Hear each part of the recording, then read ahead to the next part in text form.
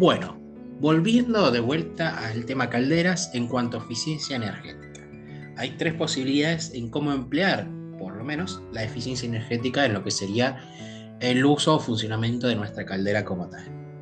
En este caso, lo que tenemos que tener en cuenta para dicha eficiencia energética es de cómo reutilizar la energía generada, remanente, para lo que sería tal vez otra parte del proceso productivo como tal. En este caso, lo que se trata de ver en la imagen es el hecho de que tal vez nuestro proceso, por ejemplo, ese tanque agitado con camisa, necesite una energía del exterior, una energía del ambiente, aproximadamente de 2000 kilojoules de energía.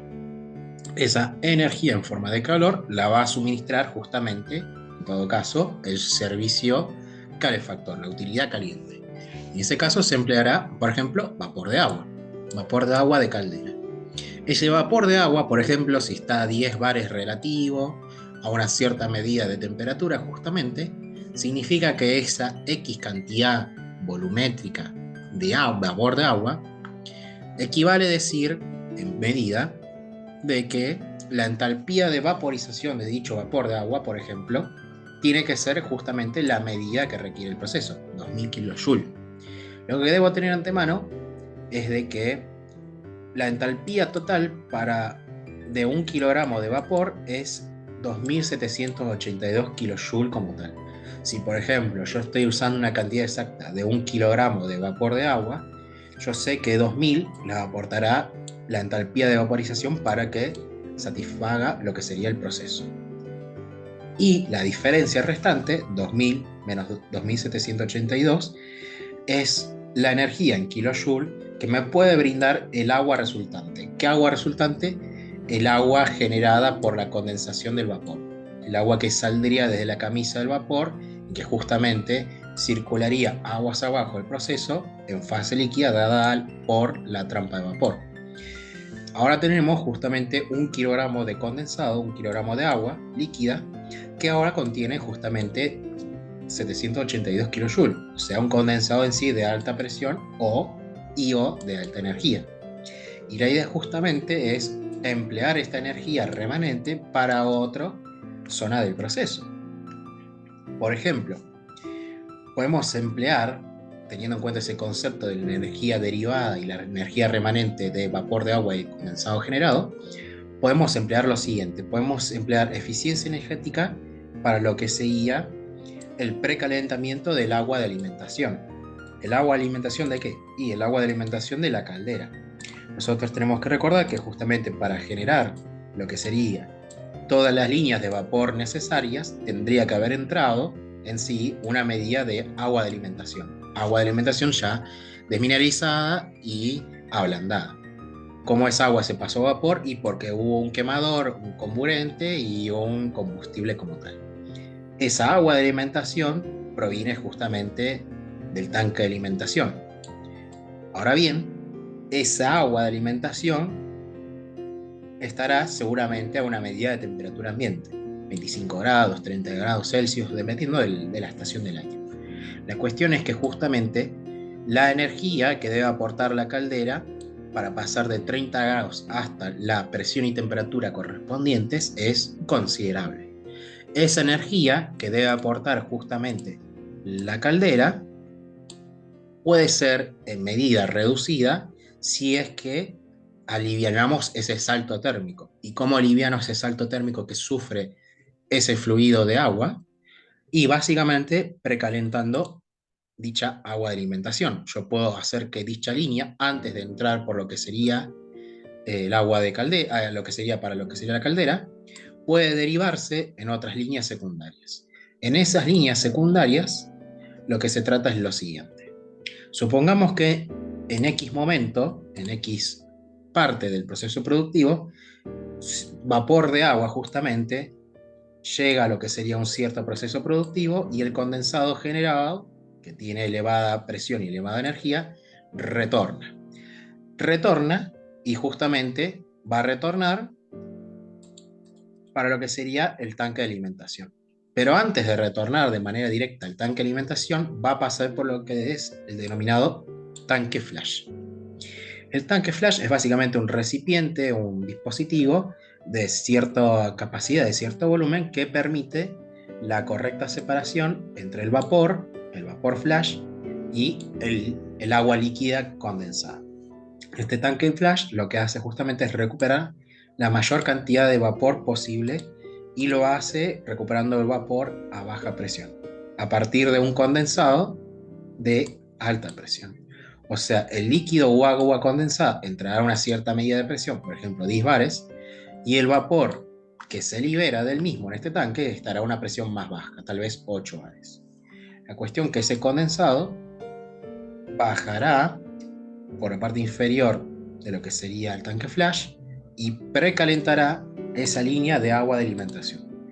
Esa línea de agua de alimentación que se derivó hacia arriba va a pasar, por ejemplo, por este intercambiador de placas, se va a precalentar, va a estar a, por ejemplo, 40 grados Celsius, y va a pasar tal vez por otro intercambiador de calor que ahora que va a recibir la línea de vapor de baja presión. Va a haber un intercambio de calor correspondiente y la línea de alimentación de agua de la caldera se habrá precalentado 2 veces. Y de esa manera podrá reinsertarse en el circuito de la caldera y adentrarse a una mayor energía y aliviar las condiciones operativas de la caldera. Mientras que por otro lado, justamente, las líneas de condensado generadas pueden derivarse justamente a lo que sería el tanque de alimentación para completar el circuito.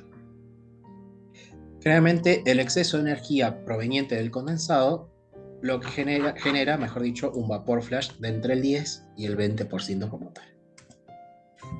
Otra opción que podemos utilizar es en lo que sería en un desairador o en un tanque de condensado, lo que sería la aplicación de un equipo ubicado en la parte superior de dichos dispositivos, que es un dispositivo llamado condensador de vapos. Ese condensador de vapos es literalmente un condensador, se coloca en la línea superior, específicamente en la línea de venteo, de dicho tanque, para cuando justamente, si las condiciones operativas de presión, por ejemplo, fueron excesivas. ¿Qué significa esto? Que la presión se haya sometido a una presión por encima de la nominal y tenga que ventearse hacia la atmósfera lo que sería vapor para aliviar la presión correspondiente. Y justamente esa masa de vapor de alta energía que quiere escaparse del medio, a lo mejor es una cierta cantidad de masa específica que quiere liberarse y arrastra una masa de vapor que todavía no ha llegado a dicha condición crítica. Entonces, lo que se hace es colocar en esa línea de venteo un condensador de vapor. ¿Para qué? Para lo que sería lo siguiente: para que el vapor flash venteado pase por un condensador y todo lo que sería el vapor que sí está a una presión muy excesiva logre liberarse, y todo aquel vapor que fue arrastrado en condiciones más livianas, más ligeras, logre condensarse y retornar a lo que sería el tanque.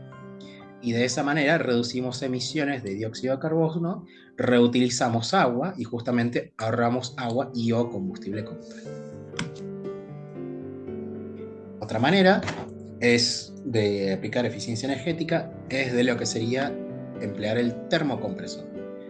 El termocompresor se ubica en sí en el proceso, requiere un sistema de control riguroso. ¿Por qué? Porque justamente lo que se va a hacer es, a partir de lo que sería una línea de vapor, que estará, por ejemplo, a una cierta medida de presión, vamos a decirle baja presión, se le va a inyectar por otra línea lo que sería un vapor de alta presión. Y de esa manera generamos una tercera línea en consecuencia de vapor a presión intermedia como tal. De esa manera genero mayor vapor flash, genero la medida de vapor en cuanto a presión y en cuanto a energía necesaria a condiciones más ligeras de vapor, porque estaré utilizando dos líneas de vapor que se complementan en sí entre caudal y demás. Y de esa manera el vapor de presión intermedia será el adecuado para alimentar el proceso productivo correspondiente. La caldera como tal, para su funcionamiento, para que el agua pase a vapor, necesita un combustible y un comburante. El combustible generalmente es un hidrocarburo como tal. La idea es que se mezcla con un comburante, que en sí es el aire, el oxígeno del aire, justamente, y al mezclarse se genera una reacción química fuertemente exotérmica. Y la cuestión es justamente que esta reacción química como tal, en sí mucho depende de la medida del oxígeno.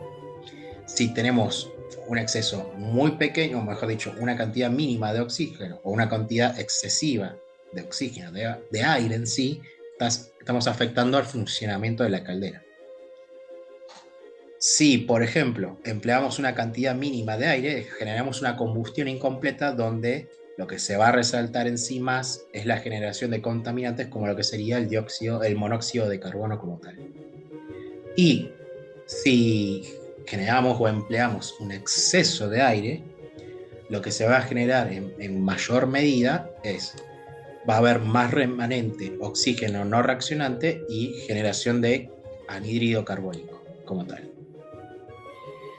Lo que sí, lo tenemos que regular, que generar entre una falta de aire y un exceso de aire lo que denominamos una combustión completa. Y una combustión completa se asegura en parte por lo que sería la estequiometría de reacción como tal. La caldera, para evitar lo que sería la emisión de gases contaminantes, generalmente está complementada por lo que sería un multiciclón, un filtro de mangas o un lavador de gases como tal, y de esa manera nos aseguramos, o nos estaríamos asegurando, que la emisión de gases contaminantes sea la mínima posible. En sí, para que esto sea chequeado, para que esto sea controlado y demás, se emplearán analizadores de gases portátiles como tal, para justamente verificar las condiciones como la combustión generada, y en todo caso, si uno ve que esa combustión analizada significa que estamos ante un exceso o falta de aire, vamos a hacer las acciones correctivas para regular justamente la relación combustible-aire o combustible-comburante, como queramos decirle.